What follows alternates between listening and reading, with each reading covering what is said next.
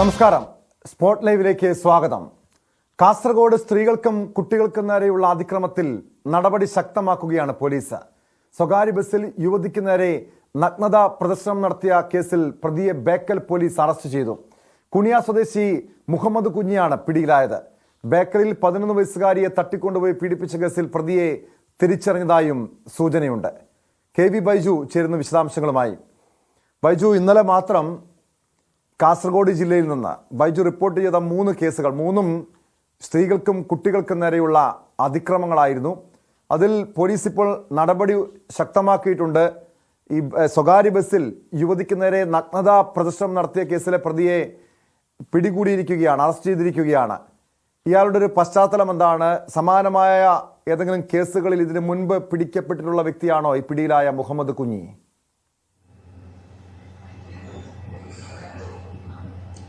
ടോമെ, ഇന്നലെയാണ് police petrol ആയാലും spot ലൈവിലായാലും നമ്മൾ മണിക്കൂറോളം, അതായത് അരമണിക്കൂറോളം ഈ കാസർഗോഡ് ജില്ലയിലെ സ്ത്രീകളും കുട്ടികളും നേരിടുന്ന അതിക്രമത്തെക്കുറിച്ച് വിശദമായ ചർച്ച നടത്തിയത്, വിശദമായ റിപ്പോർട്ട് നടത്തിയത്. ഇതിലേറ്റവും പ്രധാനം ഈ ബസ്സിൽ നഗ്നതാ പ്രദർശനം തന്നെയായിരുന്നു. ദൃശ്യം ഉൾപ്പെടെ നമ്മളാണ് ഈ വാർത്ത ആദ്യം പുറത്തു കൊണ്ടുവരുന്നത്. പോലീസിന്റെ ഭാഗത്തു നിന്നും കൃത്യമായ നടപടിയില്ലാത്തതും നമ്മൾ ഈ വാർത്ത റിപ്പോർട്ടിങ്ങിൽ വിമർശനം ഉന്നയിച്ചിരുന്നു. ഇതിന് തൊട്ടു പിന്നാലെയാണ് പോലീസ് നടപടി കർശനമാക്കിയിരിക്കുന്നത്.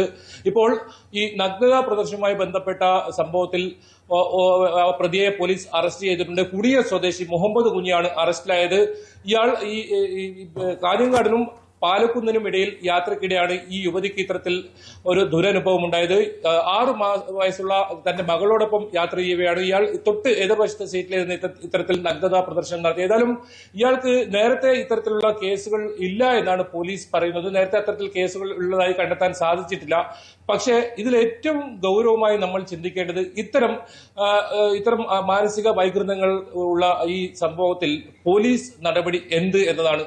ഈ കേസിൽ തന്നെ നമ്മൾ പരിശോധിച്ചാൽ ഇയാൾക്ക് പോലീസ് സ്റ്റേഷൻ ജാമ്യം നൽകി വിട്ടയക്കുന്ന ഒരു കുറ്റം, അത്രയും നിസാരമായ ഒരു വകുപ്പ് മാത്രമേ നിലവിൽ 354A എന്ന വളരെ നിസാരമായ വകുപ്പ് മാത്രമാണ് ഇതിൽ ചുമത്താൻ പറ്റുന്നത് എന്ന് തന്നെയാണ്. ഇത് നമ്മൾ പോലീസ് ഉദ്യോഗസ്ഥരുമായി സംസാരിച്ചിരുന്നു. അപ്പോഴും പറഞ്ഞത് ഇതിൽ കൃത്യമായ നിയമത്തിൽ ഒരു മാറ്റം ഉണ്ടായാൽ മാത്രമേ കുറച്ചെങ്കിലും ഇതിന് തടയിടാനാകൂ. ഏതായാലും ഇത്തരം സംഭവങ്ങൾ ആവർത്തിക്കുന്നുണ്ട്. നേരത്തെയും കാഞ്ഞങ്ങാട് സമാനമായ ഒരു സാഹചര്യം ഉണ്ടായിരുന്നു. ഈ കാഞ്ഞങ്ങാട് നഗരത്തിൽ തന്നെയായിരുന്നു. ഒരു പെട്ടിക്കടയിൽ ഇരുന്നാണ് നടന്നു പോകുന്ന ഒരു യുവതിക്ക് നേരെ ഇത്തരത്തിൽ നഗ്നതാ പ്രദർശനം ഉണ്ടായത്. ഈ സംഭവത്തിൽ ഈ വീഡിയോ ഇവർ ചിത്രീകരിച്ചത് ഒന്നുകൊണ്ട് മാത്രമാണ് ഈ സംഭവത്തിൽ ഇത് പുറത്തറിയാനും പോലീസ് ഇത് ഗൗരവമായി എടുക്കാനും കാരണം. ഇല്ലെങ്കിൽ ഇത്തരം കേസുകൾ പോലീസ് സ്റ്റേഷനിൽ എത്തിയാൽ അതിന് തെളിവോ മറ്റോ ഇല്ലാത്തത് കൊണ്ട് തന്നെ ചിലപ്പോൾ വാദി തന്നെ പ്രതിയാകുന്ന സാഹചര്യമാണ് പലപ്പോഴും കാണുന്നത്. ഏതായാലും ഇത്തരം സംഭവങ്ങൾ ആവർത്തിക്കാതിരിക്കാൻ കൃത്യമായ ബോധവൽക്കരണം നമ്മുടെ സമൂഹത്തിൽ ഇനിയും ഉണ്ടാകേണ്ടത് ഒരു അനിവാര്യതയാണ് ഇതിൽ ചൂണ്ടിക്കാട്ടുന്നത്. കാരണം ഇത്തരം സംഭവങ്ങൾ തീർച്ചയായും ബൈജു സൂചിപ്പിച്ചതുപോലെ ഇതുപോലുള്ള നടപടികൾ, ഈ ജാമ്യം ലഭിക്കുന്ന കുറ്റങ്ങൾ മാത്രമാണ് ഇതുപോലുള്ള ആളുകൾക്കെതിരെ, അക്രമികൾക്കെതിരെ ഉണ്ടാകുന്നതെങ്കിൽ വീണ്ടും ഇത്തരം സംഭവങ്ങളൊക്കെ വീണ്ടും ആവർത്തിക്കപ്പെടില്ലേ ബൈജു? അതോടൊപ്പം അറിയേണ്ട ഒരു കാര്യം, ബേക്കലിൽ ഇന്നലെ 11 വയസ്സുകാരിയെ തട്ടിക്കൊണ്ടുപോയി പീഡിപ്പിച്ചൊരു കേസുമായി ബന്ധപ്പെട്ട വിവരങ്ങളൊക്കെ പുറത്തു വന്നിരുന്നു.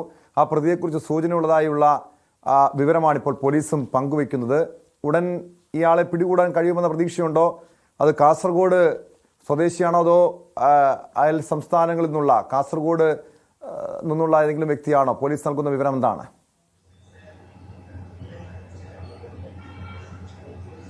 ടോമെ, ഈ നഗ്നതാ പ്രദർശനവുമായി ബന്ധപ്പെട്ട കാര്യം ഈ ഡിവൈഎസ്പിയുമായി നമ്മൾ വിശദമായി സംസാരിക്കുകയുണ്ടായി. അദ്ദേഹം സൂചിപ്പിച്ചത് തന്നെയാണ്, ഇത്തരം കേസുകളിൽ ഒരിക്കൽ ഇത്തരത്തിൽ പിടിക്കപ്പെടുന്നവർ തന്നെയാണ് വീണ്ടും ഇത്തരം കുറ്റകൃത്യങ്ങൾ ആവർത്തിക്കുന്നത്. അതിന് ഏറ്റവും പ്രധാനം ഇതിലെ ശിക്ഷ തന്നെയാണ്.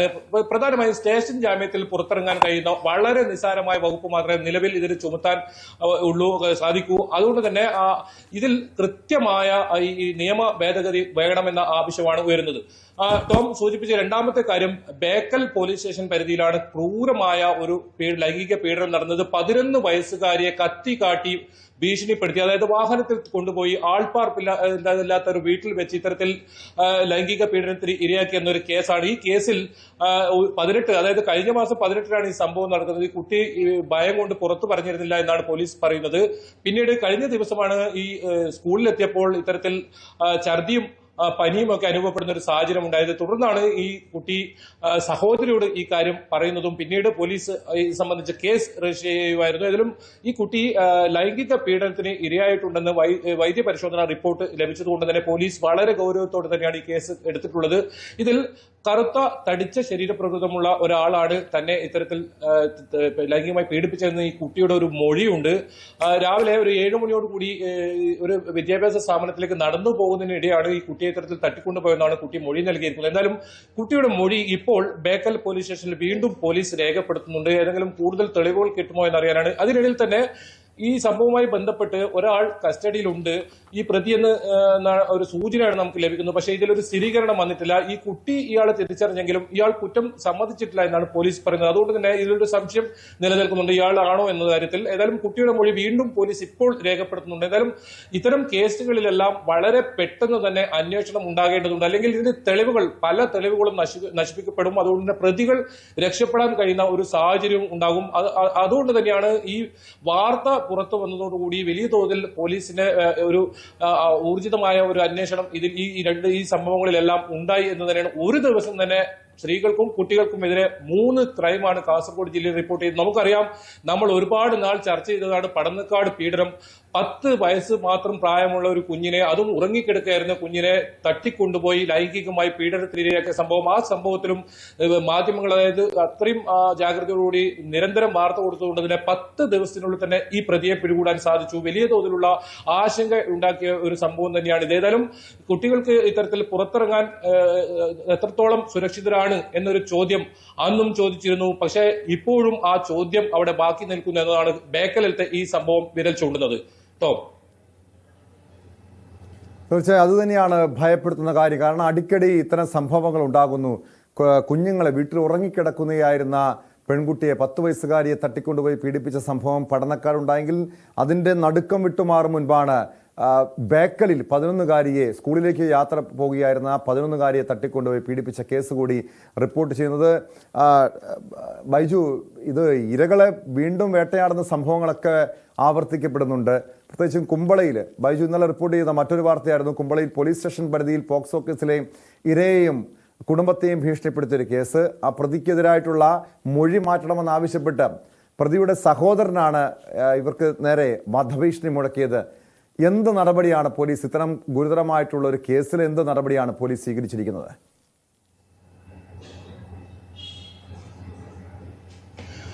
ടോമെ, തീർച്ചയായും ഈ കാര്യത്തിൽ പോലീസ് മാതൃകാപരമായ നടപടി സ്വീകരിച്ചു എന്ന് നമുക്ക് പറയേണ്ടി വരും. കാരണം ഇപ്പോൾ ഈ കേസിലെ പ്രതിയായ വരുൺ രാജിനെതിരെ കാപ്പ ചുമത്തി എന്ന വിവരമാണ് നമ്മൾക്ക് ലഭിക്കുന്നത്. അതായത് ഇയാളുടെ സഹോദരൻ കിരൺ രാജാണ് ഇത്തരത്തിൽ 2018 പോക്സോ കേസിൽ പ്രതിയായത്. ഇയാൾ നിരവധി കേസുകളിലെ പ്രതിയാണ്. ഇയാൾ ഇപ്പോൾ കാപ്പ കേസിൽ ജയിലിലാണ്. ഇയാൾക്ക് വേണ്ടിയാണ് ഈ സഹോദരനായ വരുൺ രാജ് ഈ ഇരയെയും അതുപോലെ തന്നെ ഇരയുടെ ബന്ധുക്കളെയും ഇതിൽ സാക്ഷി പറയുന്നതിനെ മാറ്റിപ്പറയണമെന്ന് ആവശ്യപ്പെട്ട്, ഇല്ലെങ്കിൽ കൊല്ലുമെന്ന് പറഞ്ഞ് ഭീഷണിപ്പെടുത്തി ഇത്തരത്തിലൊരു സംഭവം ഉണ്ടായത്.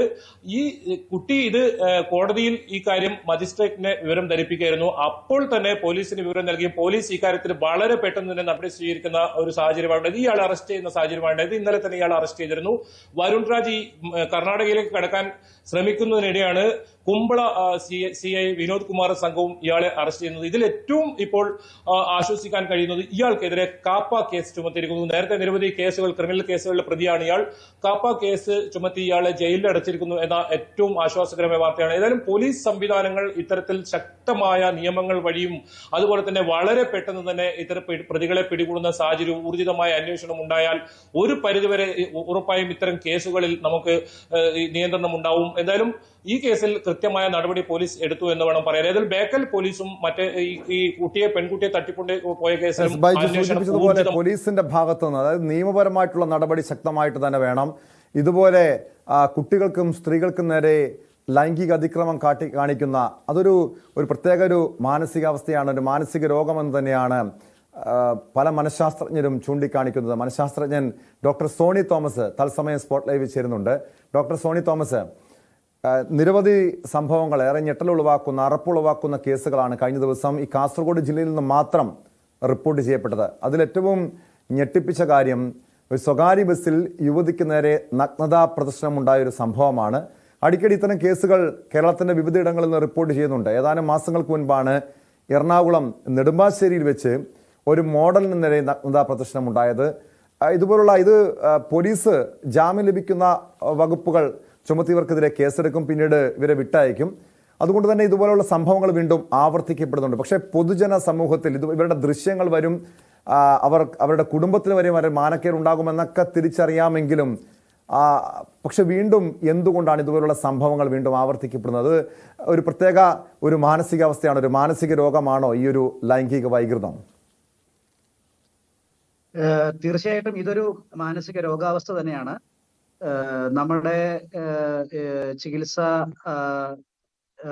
കോഡുകളിലൊക്കെയും രേഖപ്പെടുത്തിയിട്ടുള്ള ഒരു സെക്സ്വൽ പെർവേർട്ടഡ് ആയിട്ടുള്ള ഒരു ബിഹേവിയർ തന്നെയാണിത്. നമുക്കറിയാം, ഒരു നഗ്നതാ പ്രദർശനം പോലെയുള്ള ഒരു വൈകൃതത്തിലൂടെ ഒരു മനുഷ്യൻ എങ്ങനെയാണ് സെക്സ് നോർമലി ആസ്വദിക്കാൻ കഴിയുക.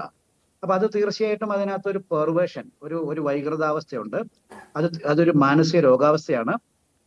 ഒരുപക്ഷെ പൊതുസമൂഹം ഇങ്ങനെയുള്ള രോഗാവസ്ഥ ഈ മുഖ്യധാരയിൽ ശ്രദ്ധിക്കപ്പെടുന്ന ചില കേസുകളിലൂടെയാണ് മനസ്സിലാക്കുന്നത്. ഇപ്പം നമുക്കറിയാം, അടുത്ത നാളില് ഒരു സിനി ആർട്ടിസ്റ്റിന് ഇങ്ങനത്തെ ഈ കേസിൽ പെട്ടിട്ടുണ്ട്. അതേപോലെ തന്നെ നമുക്കറിയാം, ഒരു മോഡലിന് നേരെ ഇങ്ങനെ ഉണ്ടായി. അപ്പൊ ഇത്തരത്തിലുള്ള പ്രമുഖ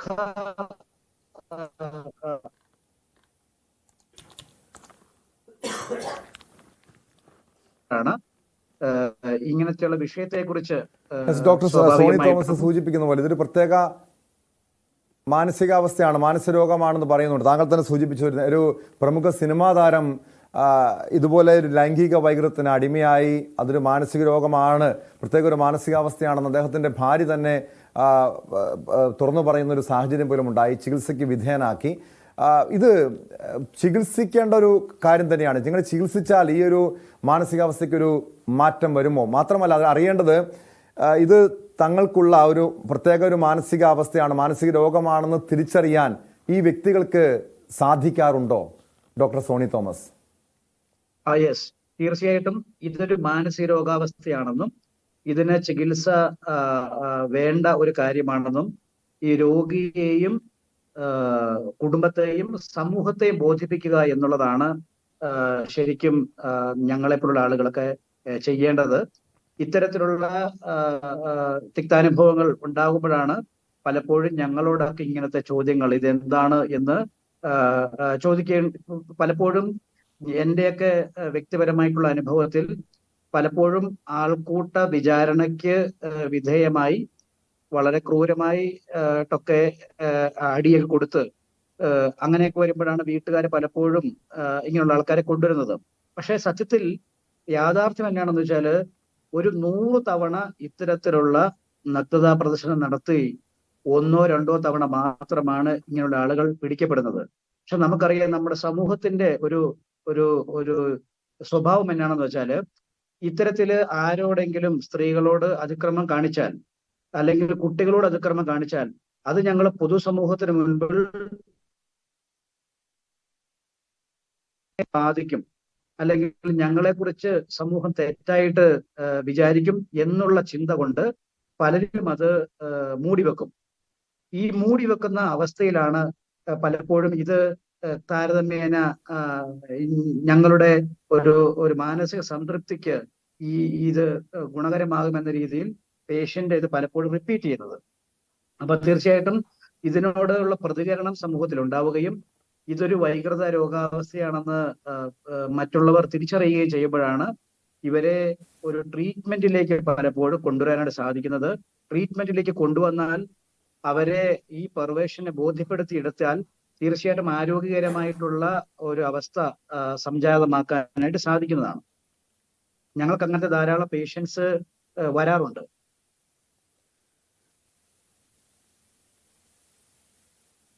ഡോക്ടർ സോണി തോമസ്, പല കേസുകളും പരിശോധിച്ചാൽ അതിലൊരു 40-45 വയസ്സ് പിന്നിട്ട പുരുഷന്മാരാണ് ഇത്തരം കേസുകളിലൊക്കെ പിടിക്കപ്പെടുന്നത്. ചില ഒറ്റപ്പെട്ട സംഭവങ്ങളിൽ യുവാക്കളുണ്ട് ബസ്സുകളിലെ ലൈംഗിക അതിക്രമം കാണിക്കുന്നവർ, പ്രത്യേകിച്ച് ഇതുപോലെ നഗ്നതാ പ്രദർശനം കാട്ടി ഒരു ലൈംഗിക ആനന്ദം കണ്ടെത്തുന്നവരൊക്കെ ചെറുപ്പക്കാർ വളരെ ചുരുക്കമാണെന്നാണ് മനസ്സിലാക്കാൻ കഴിയുക. പലപ്പോഴും കേസിൽ പിടിക്കപ്പെട്ടവരുടെ കണക്കെടുത്ത് നോക്കിയാൽ അത് കൂടുതലും ഈ ഒരു 10-45 വയസ്സ് പിന്നിട്ടവരാണ്. അങ്ങനെയുള്ള ആളുകൾക്കിടയിലാണോ ഈ ഒരു മാനസികാവസ്ഥ ഉള്ളത്? അതോ ഇത് ഏകദേശം താങ്കളുടെ അടുത്ത് ഇതുപോലെയുള്ള ചികിത്സയ്ക്ക് അല്ലെങ്കിൽ കൗൺസിലിങ്ങിനൊക്കെ ആയി എത്തുന്നവരുടെ ഒരു കണക്ക് പരിശോധിച്ച് നോക്കിയാൽ ഏത് പ്രായപരിധിയിൽപ്പെട്ടവരാണിത്? സത്യത്തിൽ ഈ ലൈംഗിക വൈകൃതാവസ്ഥയ്ക്ക് അങ്ങനെ പ്രായത്തിന്റെ ഒരു മാനദണ്ഡമുള്ളതായിട്ട് തോന്നിയിട്ടേ ഇല്ല. പലപ്പോഴും ഈ ഒരു മധ്യവയസ്കത പിന്നിടുന്ന ആൾക്കാരാണ് കൂടുതൽ ലൈംഗിക ദാരിദ്ര്യം അനുഭവിക്കുന്ന ആളുകള്. അപ്പൊ അങ്ങനെയുള്ള ആളുകൾ മാത്രമല്ല, അവർക്ക് ആ ചെറുപ്പകാലത്തുള്ള ആ ഒരു തകൃതം, ഒരു സ്മാർട്ട്നെസ് ഒക്കെ കുറയുമ്പോഴാണ് പലപ്പോഴും ഒരു മധ്യവയസ്കിലെത്തുന്നതോടുകൂടി അവര് ഇങ്ങനെ പല നഗ്നതാ പ്രദർശനം നടത്തി ഇത് ഞാൻ പിടിക്കപ്പെടില്ല, ഇത് കുഴപ്പമില്ല, ഇതെന്റെ ഒരു ലൈംഗിക ദാരിദ്ര്യത്തെ പരിഹരിക്കാനുള്ള ഒരു വഴിയാണെന്നൊക്കെയുള്ള അബദ്ധധാരണയിൽ ചിലർ ഹൈ റിസ്ക് ബിഹേവിയർ കാണിക്കും. അതല്ലെങ്കിൽ പല ലൈംഗിക വൈകൃതമുള്ള ആളുകൾക്ക് അതിനോടൊപ്പം തന്നെ ചില വ്യക്തിത്വ വൈകല്യങ്ങളുമുണ്ട്. അപ്പൊ അങ്ങനെയുള്ള ആളുകൾ സ്വാഭാവികമായിട്ട് പ്രായം കൂടുന്നതിനനുസരിച്ച് അവരുടെ രോഗത്തിന്റെ തീവ്രത കൂടുകയും അവരുടെ ഇമ്പൾസിവിറ്റി കൂടുകയും അങ്ങനെ കൂടുതൽ ഇങ്ങനത്തെ ഇൻസിഡൻസിൽ പെടുന്നതാകാം എന്നാണ് ഞങ്ങളൊക്കെ അനുമാനിക്കുന്നത്. സത്യത്തിൽ ഇത്തരത്തിലുള്ള വൈകൃതങ്ങൾ കൂടുതലും കാണുന്നത് ചെറുപ്പക്കാരിലാണ്. പക്ഷെ പിടിക്കപ്പെടുന്നത് സാങ്കേതികവശാൽ മധ്യവയസ്കരും പ്രായമുള്ളവരൊക്കെ ആണെന്നുള്ളതാണ് ഒരു സത്യാവസ്ഥ.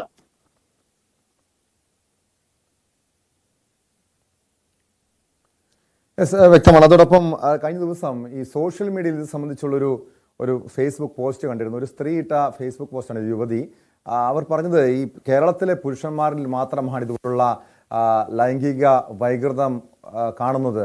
അത് കേരളത്തിലൊരു പുരുഷന്മാരുടെ ലൈംഗിക ദാരിദ്ര്യമാണ് ഇതുപോലുള്ള സംഭവങ്ങൾ, ഇതുപോലുള്ള കുഞ്ഞുങ്ങളെപ്പോലും ലൈംഗികമായി ചൂഷണം ചെയ്യാനുള്ള അവസ്ഥയിലേക്ക് കൊണ്ടെത്തിക്കുന്നത് എന്ന രീതിയിൽ പറഞ്ഞപ്പോൾ അതിനെ ഏറ്റുപിടിച്ച് സോഷ്യൽ മീഡിയയിൽ വലിയ ചർച്ചകളൊക്കെ ഉണ്ടായതാണ്. ഈ ലൈംഗിക ദാരിദ്ര്യത്തിൻ്റെ അവസ്ഥ നമ്മുടെ സാമൂഹ്യ അവസ്ഥയാണ്. അത് പുരുഷന്മാരെ കുറ്റപ്പെടുത്തിയിട്ട് കാര്യമില്ല. കേരളത്തിലെ ഒരു സാമൂഹ്യ അവസ്ഥയാണ് ഇതിനൊക്കെ കാരണമായി പറയുന്നതൊക്കെ പല രീതിയിലുള്ള വിമർശനവും അതിനെ അനുകൂലിച്ചും എതിർത്തും ഒക്കെ ഒരു വിമർശനം ഉയർന്നിരുന്നു. യഥാർത്ഥത്തിൽ താങ്കളുടെ ഒരു നിരീക്ഷണം എന്താണ്? ഇതുപോലെ കുഞ്ഞുങ്ങളെപ്പോലും ക്രൂരമായി ബലാത്സംഗം ചെയ്ത് കൊലപ്പെടുത്തിയ സംഭവങ്ങളൊക്കെ ഈ സമീപകാലത്ത് കേരളത്തിൽ റിപ്പോർട്ട് ചെയ്തതാണ്. ഈ ലൈംഗിക ദാരിദ്ര്യം തന്നെയാണോ, പുരുഷന്മാരുടെ ലൈംഗിക ദാരിദ്ര്യം തന്നെയാണോ ഇതുപോലുള്ള സംഭവങ്ങൾ ആവർത്തിക്കപ്പെടാൻ കാരണമാകുന്നത്? നമുക്ക് ഇത്തരം കോണ്ടെക്സ്റ്റുകളിൽ വാദിക്കാനും തർക്കിക്കാനുമായി പല വാദമുഖങ്ങൾ ഉന്നയിക്കാം. പക്ഷേ ഞങ്ങൾ അതിനെ കാണുന്നത് അങ്ങനെയല്ല. നമുക്കറിയാം, സെക്സ് പോലെയുള്ള കാര്യത്തിനകത്ത് ഈ സംതൃപ്തി എന്ന് പറയുന്നത്, അല്ലെങ്കിൽ ലൈംഗിക ദാരിദ്ര്യം മാറി എന്ന് പറയുന്ന ഒരവസ്ഥ, അങ്ങനെയൊക്കെ ഒരവസ്ഥ ഉണ്ടോ എന്ന് തന്നെ സംശയമുണ്ട്. എന്ന് വെച്ചാല് ഇപ്പൊ ഒരു മെയിൽ ഒരു ബയോളജി വെച്ച് പറഞ്ഞാല് പലപ്പോഴും വളരെ സംതൃപ്തമായിട്ടുള്ള കുടുംബജീവിതം നയിക്കുന്ന ആളുകൾ തന്നെ ചില ഹണി ട്രാപ്പുകളിലൊക്കെ പെടുന്നത് നമ്മുടെ ശ്രദ്ധയിൽപ്പെട്ടിട്ടുണ്ടല്ലോ. അപ്പോൾ തീർച്ചയായിട്ടും ഇത്തരത്തിലുള്ള സെക്സ്വൽ ഒരു ഒരു ഒരു ലോസ് ഓഫ് കൺട്രോൾ ആണുങ്ങളില് മിക്കവാറും സംഭവിക്കാറുണ്ട്. പക്ഷെ ഇത് പലപ്പോഴും സംഭവിക്കുന്നത് ഇത്തരത്തിലുള്ള ബിഹേവിയറിനെ പ്രത്യേകിച്ച് എടുത്താല്, പ്രത്യേകിച്ച് റേപ്പുകളെ എടുത്താല്, അല്ലെങ്കിൽ ഇങ്ങനെയുള്ള എക്സിബിഷൻസ് എടുത്താല്, അത് മോസ്റ്റ്ലി നമുക്ക് കാണാൻ പറ്റുക മനോരോഗാവസ്ഥയുള്ള, വൈകൃതാവസ്ഥയുള്ള വ്യക്തികളിൽ തന്നെയാണ്. അങ്ങനെ മനോരോഗാവസ്ഥയുള്ള വ്യക്തികളാണ് കൂടുതൽ. ഇപ്പം കുട്ടികളെ അബ്യൂസ് ചെയ്യുന്ന പല ആൾക്കാരെ എടുത്താൽ അവരൊക്കെയും മുൻപ് അബ്യൂസിന് വിധേയമാക്കപ്പെട്ടിട്ടുള്ള ഒരു കുട്ടിക്കാലം ഈ ഈ ഇരകളാക്കുന്നവർക്കും പലപ്പോഴും പറയാനുണ്ട്. അപ്പൊ ഇത്തരത്തിൽ വികലമായിട്ടുള്ള, ആരോഗ്യകരമായിട്ടുള്ള ലൈംഗിക വിദ്യാഭ്യാസം കിട്ടാതെയും എക്സ്പീരിയൻസ് കിട്ടാതെയും വരുന്ന ആളുകളാണ് പിൽക്കാലത്ത് ഇത്തരം വ്യക്തിത്വങ്ങളായി മാറുകയും ഇരകൾ തന്നെയാണ് മറ്റുള്ളവരെ ഇരകളാക്കുകയും ചെയ്യുന്നത് എന്നുള്ളതാണ് വിശദമായി ഇവരെ മനസ്സിലാക്കുമ്പോൾ ഞങ്ങൾക്കൊക്കെ മനസ്സിലാക്കാൻ കഴിയുന്നത്. അപ്പൊ അതുകൊണ്ട് ഈ ലൈംഗിക ദാരിദ്ര്യം എന്ന് പറയുന്ന ഒരവസ്ഥ പലപ്പോഴും കൾച്ചറലി ചില കാര്യങ്ങളൊക്കെ അങ്ങനെ വേണമെങ്കിൽ വരാം. നമുക്കറിയാം, സെക്സ് പോലെയുള്ള കാര്യങ്ങൾ നമ്മുടെ സമൂഹത്തിൽ ഒരു പൊതു ചർച്ചയ്ക്ക് വരിക, അല്ലെങ്കിൽ നമ്മുടെ കുടുംബങ്ങളിൽ അല്ലെങ്കിൽ നമ്മുടെ പൊതു ഇടങ്ങളിൽ ഇത്തരത്തിലുള്ള ആരോഗ്യകരമായിട്ടുള്ള ചർച്ചകളൊക്കെ കുറവാണ്. പരമാവധി നമ്മുടെ മലയാളി സൈക്കി ഇത്തരം കാര്യങ്ങളെ ഒളിഞ്ഞും മറഞ്ഞും ചർച്ച ചെയ്യാൻ ആഗ്രഹിക്കുന്ന, അല്ലെങ്കിൽ ഇത്തരം വാർത്തകളെ ഇപ്പൊ ഒരു നഗ്നതാ പ്രദർശനം നടത്തി എന്ന് പറയുന്നതിനെ ഒരു ഇക്കിളിപ്പെടുത്തുന്ന വാർത്തയായി കണ്ട് ചിരിച്ചു തള്ളുന്ന ഒരു മനസ്ഥിതി നമുക്കുണ്ട്. പക്ഷെ ഇതൊക്കെയും വിരൽ ചൂണ്ടുന്നത് വളരെ ചെറുപ്പം മുതലേ തന്നെ. ഇപ്പൊ നമുക്കറിയാം ഈ ഈ ഈ ഈ പോക്സോ കേസുകൾ വരികയും ചൈൽഡ് ലൈൻ പോലെയുള്ള പൊതു ഇടങ്ങളിലൂടെ ഈ ഇരകളാക്കപ്പെടുന്ന കുട്ടികൾക്ക് അവരുടെ അവകാശങ്ങളെ കുറിച്ച് പറയാൻ പറ്റുന്ന അവസ്ഥ വന്നതോടുകൂടി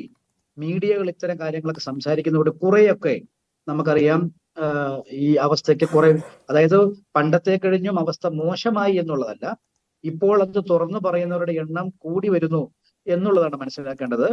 തീർച്ചയായിട്ടും നമ്മുടെ സ്കൂളുകളിലും അതുപോലെ തന്നെ നമ്മുടെ കുടുംബങ്ങളിലും ആരോഗ്യകരമായ ലൈംഗിക വിദ്യാഭ്യാസത്തിന്റെ അഭാവം ഉണ്ടെന്നുള്ളത് തീർച്ചയായിട്ടും നമ്മൾ സമ്മതിക്കേണ്ടുന്ന ഒരു വസ്തുത തന്നെയാണ്.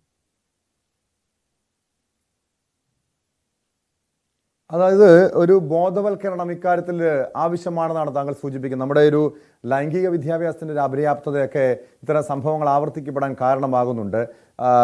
പ്രത്യേകിച്ചും മറ്റ് രാജ്യങ്ങളെ അപേക്ഷിച്ച് നോക്കുമ്പോൾ കേരളത്തിൽ ഈ സെക്സ് എന്ന് പറയുമ്പോൾ, ലൈംഗികത എന്ന് പറയുമ്പോൾ എന്തൊരു മോശപ്പെട്ട കാര്യമാണ്, അത് വീട്ടിലെ കുടുംബത്തിനകത്ത് സംസാരിക്കാൻ കൊള്ളില്ലാത്തൊരു കാര്യമാണെന്നൊക്കെ ആണ് പൊതുവെ നമ്മുടെയൊക്കെ ഒരു തോന്നൽ. സാധാരണക്കാരായ ആളുകളുടെ അല്ലെങ്കിൽ സാധാരണ ഒരു കുടുംബങ്ങളുടെയൊക്കെ പല തോന്നൽ അങ്ങനെയാണ്. ഇതൊന്നും വീട്ടിൽ സംസാരിക്കാൻ പാടില്ലാത്തതാണ്. എവിടെ നിന്നാണ് ഒരു മാറ്റം വേണ്ടത്? ഇത് നമ്മുടെ സ്കൂളുകളിൽ അല്ലെങ്കിൽ നമ്മുടെ സിലബസുകളിലൊക്കെ ഈ ലൈംഗിക വിദ്യാഭ്യാസം ഉൾക്കൊള്ളിച്ചുകൊണ്ട് അങ്ങനെ ഈ ഒരു അവസ്ഥയ്ക്കൊരു മാറ്റം ഉണ്ടാകുമെന്ന് താങ്കൾ പ്രതീക്ഷിക്കുന്നുണ്ടോ ഡോക്ടർ സോണി തോമസ്? തീർച്ചയായും അങ്ങനെ മാത്രമേ ഈ അവസ്ഥയ്ക്ക് ഒരു മാറ്റം വരുവുള്ളൂ എന്ന് തന്നെയാണ് മനസ്സിലാക്കുന്നത്. ലൈംഗികത എന്ന് പറയുന്നത് ഒരു തികച്ചും സ്വാഭാവികമായിട്ടുള്ള ഒരു പെരുമാറ്റം തന്നെയാണ്. അതായത് നമുക്ക് വിശപ്പുള്ളതുപോലെ ദാഹമുള്ളതുപോലെ തന്നെ നമ്മുടെ ഒരു ബയോളജിക്കൽ ഇൻസ്റ്റിങ് ആണ് സെക്സ് എന്ന് നമുക്കൊക്കെയും അറിയാം. പക്ഷേ നമ്മൾ സെക്സ് പോലെയുള്ള കാര്യത്തിനകത്ത് പലപ്പോഴും ഒരു ഇച്ചീച്ചി വിഷയം എന്ന രീതിയിലാണ് നമ്മളത് കുട്ടികളുടെ അടുത്ത് തന്നെ അത് അവതരിപ്പിക്കുന്നത്. അപ്പൊ അവിടെ തുടങ്ങുന്നു ഈ സെക്സ് ഒരു തുറന്ന ചർച്ചയ്ക്ക് പറ്റുന്ന വിഷയമല്ല എന്ന്. ഇപ്പോൾ ആ അവസ്ഥയ്ക്ക് മാറ്റം വരുന്നുണ്ട്. പക്ഷേ ഈ ഒരു വിദ്യാഭ്യാസത്തിനൊപ്പം തന്നെ ഒരാള് ഇപ്പം ഒരു സത്യത്തില് ഒരു സെക്സിനകത്ത് കൺസെന്റിന്റെ പ്രധാനം എന്നാണ് എന്നൊക്കെയുള്ള കാര്യത്തെക്കുറിച്ച് നമ്മുടെ പൊതുസമൂഹത്തിന് അറിയത്തേയില്ല. അപ്പം എനിക്ക് എൻ്റെ സെക്സ്വാലിറ്റി എങ്ങനെയും സംതൃപ്തി നേടുക എന്നുള്ളതല്ല, ആരോഗ്യകരമായിട്ടുള്ള ചില കാര്യങ്ങളിലൂടെയാണ് ഞാൻ അതിനെ വെന്റിലേറ്റ് ചെയ്യേണ്ടത് എന്നതൊക്കെ നമ്മുടെ സമൂഹത്തെ ബോധ്യപ്പെടുത്തുക ആവശ്യമാണ്. അങ്ങനെയൊക്കെ സംഭവിക്കാത്തപ്പോഴാണ് ഇനി അതുപോലെ തന്നെ മറ്റൊരു തെറ്റെന്ന് പറയുന്നത്, ഈ ഒരു ലൈംഗിക അതിക്രമം ഉണ്ടായാൽ അതിനെ തുറന്ന് പൊതുസമൂഹത്തിലേക്ക് പറയാനായിട്ട്, അല്ലെങ്കിൽ അത് എനിക്കെതിരെ, അത് നമുക്കറിയാം ചെറിയ കുറ്റകൃത്യങ്ങളെ വരെ സോഷ്യൽ മീഡിയയിൽ ഒക്കെ നമ്മളിപ്പം വിളിച്ചു പറയും. അതുപോലെ തന്നെ മറ്റ് കേസുകളും പോലീസും ഒക്കെ നമ്മൾ പറയും.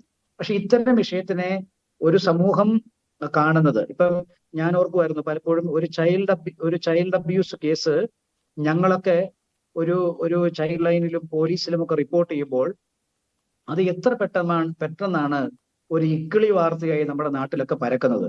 പക്ഷെ അങ്ങനെയല്ല. നമുക്ക് ഈ ലൈംഗിക അതിക്രമങ്ങളെ തുറന്ന് റിപ്പോർട്ട് ചെയ്യാനും അതിന് വേണ്ട നടപടികൾ സ്വീകരിക്കുകയും ചികിത്സ വേണ്ടവരെ ചികിത്സയ്ക്ക് എത്തിക്കുകയും, ഇനി നമുക്കറിയാം ചില ആളുകളുണ്ട് ക്രിമിനൽ ടെൻഡൻസി ഉള്ള ആളുകളുണ്ട്. ആ ക്രിമിനൽ ടെൻഡൻസി ഉള്ള ആളുകളെ പലപ്പോഴും ട്രീറ്റ്മെന്റിന് വിധേയമാക്കിയാൽ പോലും അവരുടെ ക്രിമിനൽ സൈക്കി നേരെയാവണമെന്നില്ല. അപ്പോൾ നമ്മുടെ നിയമ സംവിധാനങ്ങൾ കുറച്ചുകൂടെ ഉണരുകയും അങ്ങനെയുള്ള ആൾക്കാരെ നിയമത്തിന്റെ ചില വശങ്ങളിലൂടെ നിയന്ത്രിക്കാനായിട്ട് നമുക്ക് സമൂഹത്തിന് പറ്റുകയും ചെയ്യേണ്ടതാണ്.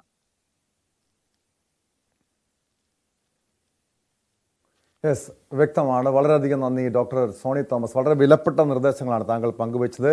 ഇതുപോലുള്ള ലൈംഗിക വൈകൃതം അതൊരു മാനസിക രോഗമാണ്, ചികിത്സിക്കേണ്ട വിഷയമാണ്. ചികിത്സിച്ചാൽ മാത്രമേ ഈ ഒരു അവസ്ഥയ്ക്ക് മാറ്റം ഉണ്ടാകുകയുള്ളൂ. ഇതോടൊപ്പം നമ്മുടെ സമൂഹത്തിലും നമ്മുടെ സാമൂഹ്യ അവസ്ഥയ്ക്കും ഒക്കെ ഒരു മാറ്റം വേണമെന്ന് ഡോക്ടർ സോണി തോമസ് സൂചിപ്പിക്കുന്നുണ്ട്. അതായത് ലൈംഗിക വിദ്യാഭ്യാസം അനിവാര്യമാണ്. ഒരാളുടെ അനുമതി ഇല്ലാതെയും ആ ഒരു വ്യക്തിയുടെ മറ്റൊരു വ്യക്തിയുടെ ശരീരത്തിൽ സ്പർശിക്കുന്നത് പോലും തെറ്റാണെന്ന് കുട്ടിക്കാലം മുതൽ കുട്ടികളെ പറഞ്ഞ് ബോധ്യപ്പെടുത്തിയാൽ മാത്രമേ നമ്മുടെ സ്ത്രീകൾക്കും, നമ്മുടെ നാട്ടിലെ സ്ത്രീകൾക്കും പെൺകുട്ടികൾക്കും സുരക്ഷിതമായി പുറത്തിറങ്ങി നടക്കാൻ കഴിയുകയുള്ളൂ എന്നാണ് അദ്ദേഹം പങ്കുവെക്കുന്നതോടൊപ്പം പോലീസും ഈ വിഷയത്തിൽ ശക്തമായ നടപടി സ്വീകരിക്കേണ്ടതാണ്. സ്പോട്ട് ലൈവിലേക്ക് മടങ്ങിയെത്താം ഇടവേളയ്ക്ക് ശേഷം. സ്പോട്ട് ലൈവ് തുടരുന്നു. ആലപ്പുഴയിൽ KSRTC ബസ്സിന് നേരെ കല്ലേറ്. ബസിന്റെ ചില്ല് കല്ലെറിഞ്ഞ് തകർത്തു. പരിക്കുപറ്റിയ ഡ്രൈവറെ വണ്ടാനം മെഡിക്കൽ കോളേജിൽ പ്രവേശിപ്പിച്ചു. ബൈക്കിൽ ഹെൽമറ്റ് ധരിച്ചെത്തിയവരാണ് കല്ലെറിഞ്ഞതെന്നാണ് വിവരം.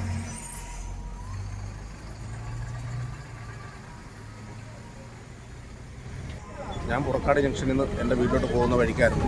ഈ ഒച്ച കേട്ട് വണ്ടി നിർത്തിയതാണ്. നിർത്തിയപ്പം ഡ്രൈവറുടെ കയ്യിൽ നിന്ന് കണ്ടമാനം രക്തം പോണു, ചില്ല് കിടക്കുന്നു. അതിൻ്റെ പുറയിലായിട്ട് 1-2 കല്ലും കിടപ്പുണ്ട് റോഡറമ്പിൽ. ആരാ എറിഞ്ഞതെന്ന് നമുക്കറിയത്തില്ല. ഡ്രൈവർ പറഞ്ഞ് ബൈക്കിൽ വന്നവരാ എറിഞ്ഞതെന്ന്. ബൈക്കിൽ ഹെൽമെറ്റ് വെച്ച് വന്ന ആ പുറ ഇരുന്നവനാണ് എറിഞ്ഞ് വണ്ടി ഒരുത്തന്നെ ഓടിച്ചൊന്ന് പോകുന്നു. അതാണ് പറഞ്ഞത്. പുള്ളിയെ വണ്ടാനം ആശുപത്രിയിലേക്ക് കൊണ്ടുപോയി. ശരണ്യ സ്നേഹജൻ ചേരുന്നുണ്ട് വിശദാംശങ്ങളുമായി ആലപ്പുഴയിൽ നിന്നും. ശരണ്യ, ഇതെപ്പോഴാണ് സംഭവം ഉണ്ടായത്?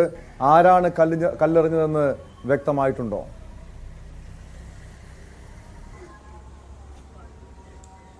തോമ, അവരെ സംബന്ധിച്ചുള്ള വിവരം പോലീസിന് ലഭ്യമായിട്ടില്ല. ഇത് സംഭവം നടക്കുന്നത് പുറക്കാട് ദേശീയപാതയിലാണ്. KSRTC ബസ്സിന് നേരെയാണ് ആക്രമണം ഉണ്ടായത്. ഇരുചക്ര വാഹനത്തിൽ പോയ 2 പേരിൽ പിറകിലിരുന്ന ആളാണ് കല്ല് വെച്ച് എറിഞ്ഞത് എന്നുള്ളതാണ് പറയുന്നത്. പുറക്കാട് SNM ഹയർ സെക്കൻഡറി സ്കൂളിന്റെ മുൻവശത്ത് വെച്ചാണ് ഈ അപകടം നടന്നത്. ബസ്സിൽ 60ഓളം യാത്രക്കാർ ആ സമയത്ത് ഉണ്ടായിരുന്നു എന്നുള്ളതാണ്. ഈ മുന്നിലെ പോയ ഇരുചക്ര വാഹനത്തിൽ 2 പേരും ഹെൽമെറ്റ് ധരിച്ചിരുന്നവരായിരുന്നു. ഇതിൽ പിറകിലിരുന്ന ആളാണ് ബസ്സിനുള്ളിലേക്ക് ഈ കല്ല് വലിച്ചെറിഞ്ഞിട്ടുള്ളത്. തുടർന്ന് ആ KSRTC ബസിന്റെ ഫ്രണ്ട് ചില്ല് മുഴുവൻ പൂർണ്ണമായും അത് തകർന്നിട്ടുണ്ട്. ഒപ്പം തന്നെ ഡ്രൈവർക്ക് ഈ ചില്ല് തറച്ചു കയറി സാരമായ പരിക്ക്, ഡ്രൈവർ സലീമിന് സാരമായ പരിക്കേൽക്കുകയും അദ്ദേഹത്തെ വണ്ടാനം മെഡിക്കൽ കോളേജ് ആശുപത്രിയിലേക്ക് കൊണ്ടുപോവുകയും ചെയ്തു. പിന്നീട് യാത്രക്കാരെ ഇറക്കി മറ്റൊരു വാഹനത്തിൽ കയറ്റി, മറ്റൊരു ബസ്സിൽ കയറ്റി അവരെ വിടുകയായിരുന്നു. ഏറ്റവും പ്രധാനപ്പെട്ടത് ഓടിക്കൊണ്ടിരിക്കുന്ന ഒരു ബസ്സിന് നേരെയാണ് ഇത്തരത്തിലൊരു ആക്രമണം ഉണ്ടായത് എന്നുള്ളതാണ്. അതുകൊണ്ട് തന്നെ എപ്പോൾ വേണമെങ്കിലും ആ ബസ്സിന്റെ നിയന്ത്രണം അടക്കം പോകാൻ കഴിയുന്ന രീതിയിലായിരുന്നു ഒരു അപകടം സംഭവിച്ചത്. തുടർന്ന് ഇപ്പോൾ അമ്പലപ്പുഴ പോലീസ് സ്ഥലത്തെത്തി അന്വേഷണം ആരംഭിച്ചിട്ടുണ്ട്. പക്ഷേ ഈ ഇരുചക്ര വാഹനത്തിൽ വന്നവർ ആരാണ് എന്നതിനെ സംബന്ധിച്ച് യാതൊരു വിവരവും പോലീസിന് ലഭ്യമായിട്ടില്ല. എന്താണ് അതിൻ്റെ ഒരു പ്രകോപനത്തിന് കാരണം? ഈ ബസ് ഓവർടേക്ക് ചെയ്തോ? അത്തരം സംഭവങ്ങളുടെ അടിസ്ഥാനത്തിൽ പലപ്പോഴും ഇതുപോലുള്ള ആക്രമണങ്ങൾ, ബസ് തടഞ്ഞിടുക, അതുപോലുള്ള സംഭവങ്ങളൊക്കെ പലപ്പോഴും നമ്മൾ കേട്ടിട്ടുണ്ട്. അങ്ങനെ ഏതെങ്കിലും ബസ് ഓവർടേക്ക് ചെയ്തതുമായി ബന്ധപ്പെട്ട എന്തെങ്കിലും തർക്കമാണോ? ഈ സമീപ സ്ഥലത്ത് ഏതെങ്കിലും CCTV ദൃശ്യങ്ങളുണ്ടോ? പോലീസ് അത് ബന്ധപ്പെട്ട് അത് കേന്ദ്രീകരിച്ചുള്ള അന്വേഷണം നടത്തുന്നുണ്ടോ ശരണ്യ?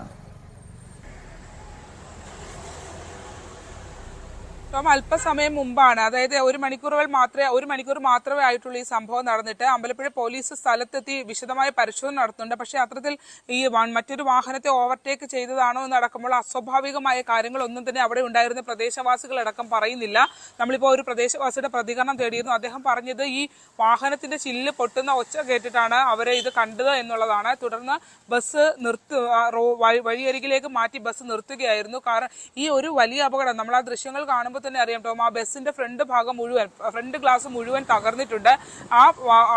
അതിൽ നിന്നുള്ള ചില്ല് തെറിച്ചാണ് ഈ ഡ്രൈവർക്ക് പരിക്കേൽക്കുകയും ചെയ്തിട്ടുള്ളത്.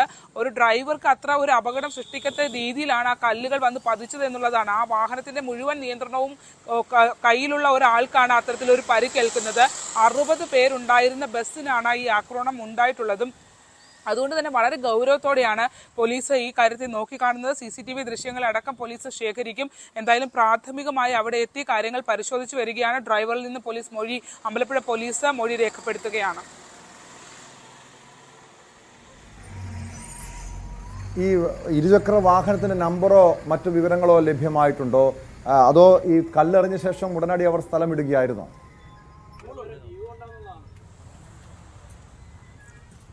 ഇവർ വാഹനം നിർത്തിയിട്ടില്ല ടോമ. അവരെ വാഹനം നിർത്താതെ തന്നെയാണ് ഈ കല്ല് എറിഞ്ഞിട്ട് പോയത്. അതായത് ഒരാൾ ഫ്രണ്ടിലിരുന്ന ആൾ വാഹനം ഓടിക്കുകയും ബാക്കിലിരുന്ന ആളാണ് ഈ കല്ല് വലിച്ചെറിയുകയും ചെയ്തിട്ടുള്ളത്. 3ഓളം പാറക്കല്ലുകൾ ഉണ്ടായിരുന്നു എന്നുള്ളതാണ് നമുക്ക് പോലീസിൽ നിന്ന് മനസ്സിലാക്കാൻ കഴിയുന്നത്. 3 കല്ലുകളാണ് ഈ വാഹനത്തിന്റെ ഫ്രണ്ട് ഡോറിലേക്ക് വന്ന് പതിച്ചത്.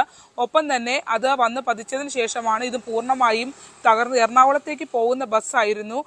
എന്തായാലും മറ്റൊരു പ്രകോപനവും ഉണ്ടായിട്ടില്ല എന്നുള്ളത് ഡ്രൈവർ അടക്കമുള്ള ആളുകൾ പറയുന്നു. അസ്വാഭാവികമായ ഒന്നും കണ്ടിട്ടില്ല എന്നുള്ളതാണ് അവിടെയുള്ള വണ്ടിയിൽ സഞ്ചരിച്ചിരുന്ന ആളുകളും യാത്രക്കാരും വ്യക്തമാക്കുന്നത്. എന്താണ് കാരണം എന്നതിനെ സംബന്ധിച്ച് പോലീസ് അന്വേഷിക്കുകയാണ്.